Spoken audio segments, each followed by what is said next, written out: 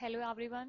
पिछले वीडियो में हम लोगों ने सीखा था कॉम्प्लेक्स नंबर क्या होता है और हम उसका एडिशन कैसे करते हैं। इस वीडियो में हम कॉम्प्लेक्स नंबर के मल्टीप्लिकेशन के बारे में पढ़ने जा रहे हैं। मैंने मान लिया मुझे दो कॉम्प्लेक्स नंबर दिया गया है। पहला है Z1 जिसकी वैल्यू दी गई है x1 प्लस IY1 और दूसरा कॉम्प्लेक्स नंबर दिया गया है Z2 जिसकी वैल्यू दी गई है x2 प्लस IY2। आपको इसका प्रोडक्ट करना है तो प्रोडक्ट को डिनोट करने का तरीका है Z1 इंटू Z2। मैंने दोनों कॉम्प्लेक्स नंबर्स को एज इट इज लिख लिया, that is x1 plus IY1 into x2 plus IY2। जब भी आप इनका प्रोडक्ट करने जाएंगे तो आप इनको नॉर्मली प्रोडक्ट कर सकते हैं। मैंने नॉर्मली प्रोडक्ट किया तो x1 का मल्टीप्लाई x2 के साथ किया, ये हो गया x1 x2।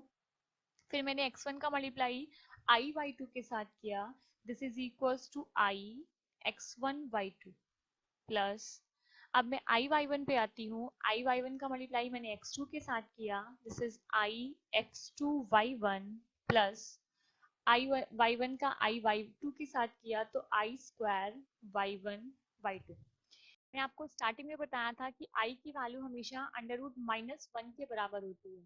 That means I square की वैल्यू किसके बराबर आ जाएगी? -1।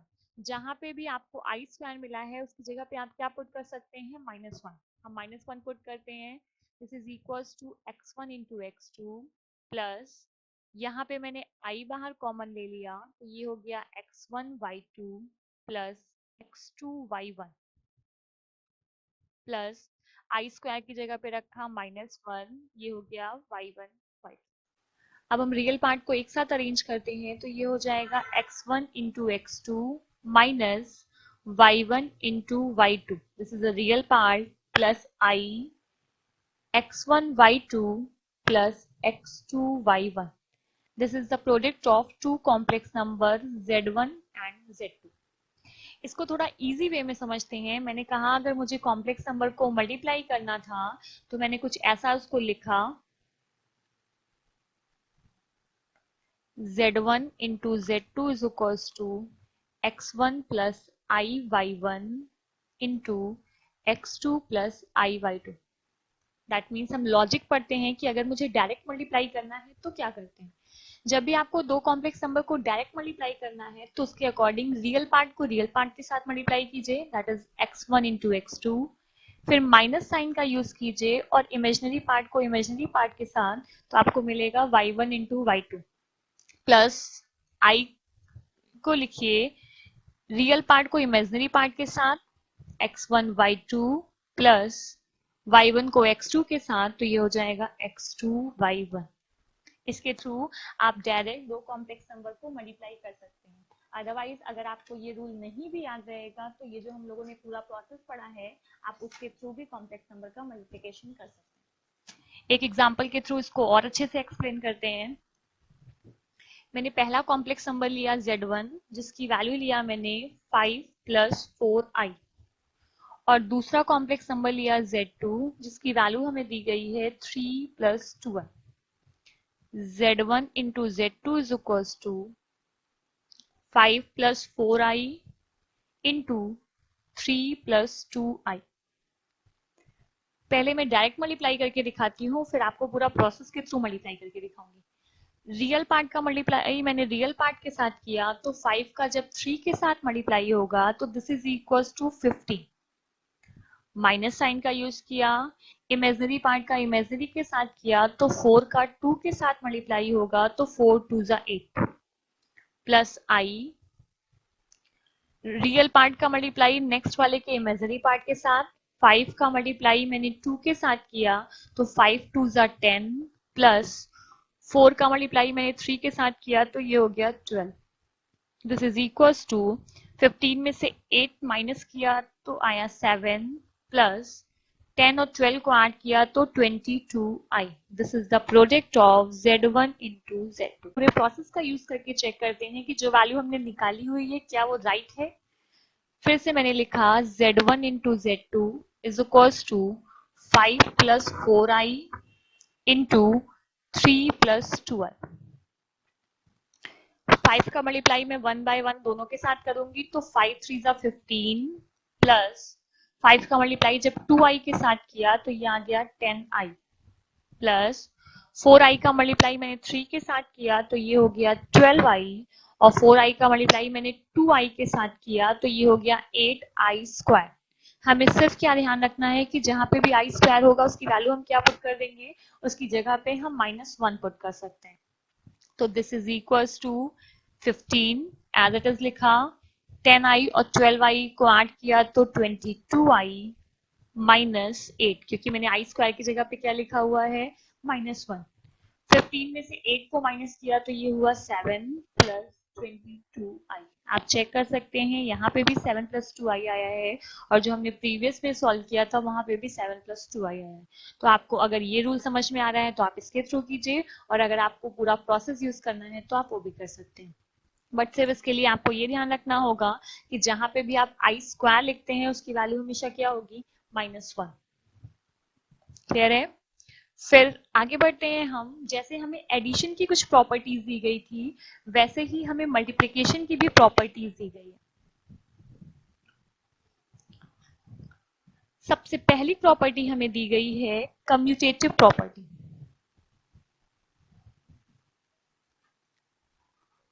According to the commutative property, अगर आप Z1 का मल्टीप्लाई Z2 के साथ करते हैं, आप ये ध्यान रखिएगा कि हम ये प्रॉपर्टी पढ़ किसके लिए रहे हैं, हम प्रॉपर्टी मल्टीप्लिकेशन के लिए पढ़ रहे हैं, इसलिए हर जगह ऑपरेशन क्या यूज होगा, मल्टीप्लाई का। तो कम्यूटेटिव प्रॉपर्टी के अकॉर्डिंग Z1 इंटू Z2 की वैल्यू हमेशा Z2 इंटू Z1 की वैल्यू के बराबर होती है। इसका मतलब है कि अगर आप 2 का मल्टीप्लाई 3 के साथ करेंगे तो भी आपको 6 मिलेगा, और अगर आप यहाँ सीक्वेंस चेंज कर देंगे, 3 का मल्टीप्लाई 2 के साथ करेंगे तो भी आपको 6 ही मिलेगा। तो यही सेम रूल कॉम्प्लेक्स नंबर के लिए भी अप्लाई होता है। अगर आप Z1 का मल्टीप्लाई Z2 के साथ कर रहे हैं, या फिर आप Z2 का मल्टीप्लाई Z1 के साथ कर रहे हैं, तो दोनों के लिए आपको वैल्यू सेम मिलेगी। That is called commutative property. इसकी सेकेंड प्रॉपर्टी हमें जो दी गई है, हम उसको एसोसिएटिव प्रॉपर्टी कहते हैं। एसोसिएटिव प्रॉपर्टी के लिए हमेशा हम 3 एलिमेंट लेके चलते हैं, इसलिए मैंने 3 कॉम्प्लेक्स नंबर लिया, Z1, Z2, Z3, और तीनों के बीच मैंने प्रोडक्ट का यूज किया हुआ है। राइट हैंड साइड में भी मैं सेम लिख रही हूँ, Z1 into Z2 into Z3। Left hand side में मैंने स्टार्टिंग के 2 के बीच में ब्रैकेट लगाया है, और राइट हैंड साइड में मैंने लास्ट के 2 में ब्रैकेट लगाया है। तो दोनों की वैल्यू हमेशा इक्वल होगी, क्योंकि अगर हम ब्रैकेट का एक्सचेंज करते हैं तो एसोसिएटिव प्रॉपर्टी हमें सेम वैल्यू देती है, उस वैल्यू में कोई भी डिफरेंस नहीं होता। This is called associative property. Third property इसकी है मल्टीप्लिकेटिव आइडेंटिटी।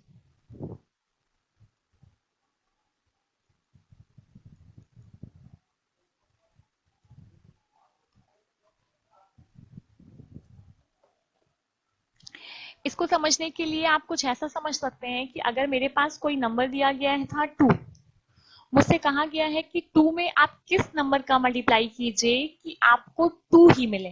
दैट मीन्स आपकी वैल्यू में कोई भी चेंज ना हो। तो हम कहेंगे अगर मैं 2 में 1 का मल्टीप्लाई करूंगी तो मुझे क्या मिलने वाला है, 2। तो यही आपको कॉम्प्लेक्स नंबर में भी सर्च करना है कि अगर मुझे एक कॉम्प्लेक्स नंबर z दिया गया है तो मैं z में किस कॉम्प्लेक्स नंबर का मल्टीप्लाई करूं कि मुझे z ही मिले। तो मैंने कहा अगर आप इसके साथ 1 प्लस 0i का मल्टीप्लाई करते हैं तो आपको हमेशा z ही मिलेगा। तो 1 plus 0i is a multiplicative identity. हम इसी को क्या नाम देते हैं, हम इसको मल्टीप्लिकेटिव आइडेंटिटी बोलते हैं। आपको कोई भी कॉम्प्लेक्स नंबर दिया जाए, आपको दिया है -5 प्लस 4i, आपको दिया गया है 10 प्लस 17i, आपको कोई भी कॉम्प्लेक्स नंबर दिया जाए उसकी मल्टीप्लिकेटिव आइडेंटिटी हमेशा है 1 प्लस 0i। मुझे इसको कॉम्प्लेक्स नंबर के फॉर्म में लिखना था, इसलिए मैंने यहाँ पे 0i लिखा हुआ है, अदरवाइज वैल्यू क्या होती है, 1। 1 को अगर मुझे कॉम्प्लेक्स नंबर के फॉर्म में लिखना था तो मैंने इसके इमेजिनरी पार्ट को क्या कर दिया है, 0। That is called multiplicative identity. इसके बाद जो नेक्स्ट प्रॉपर्टी है वो है मल्टीप्लिकेटिव इनवर्स।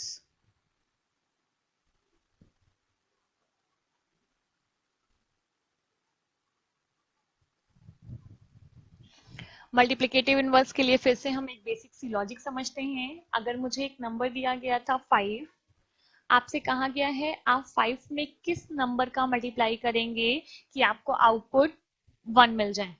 तो मैंने कहा अगर मैं 5 में 1/5 का मल्टीप्लाई करती हूँ, मतलब जो भी मुझे वैल्यू दी गई थी वो 1 अपॉन करके मैं मल्टीप्लाई करती हूँ, तो मुझे आउटपुट हमेशा क्या मिलेगा, 1 मिलेगा।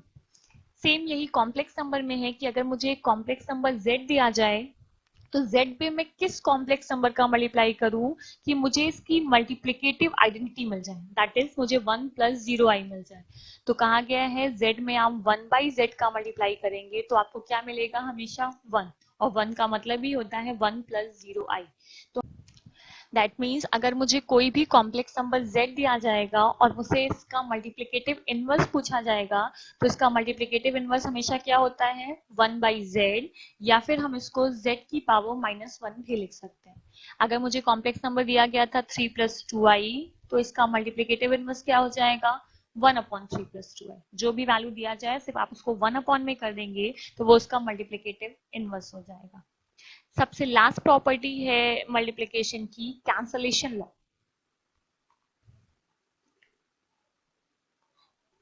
इसके अकॉर्डिंग अगर मुझे कॉम्प्लेक्स नंबर दिया गया है z1 into z2 is equals to z1 into z3, that means left hand side और राइट हैंड साइड में कोई कॉम्प्लेक्स नंबर आपको इक्वल दिख रहा है तो आप उसको कैंसिल कर सकते हैं। यहाँ पे मुझे z1 लेफ्ट हैंड साइड में भी दिख रहा है, z1 राइट हैंड साइड में भी दिख रहा है, तो मैं इन दोनों वैल्यू को कैंसिल कर सकती हूँ with the help of cancellation law, और हमें वैल्यू क्या मिल जाएगी, z2 is equals to z3।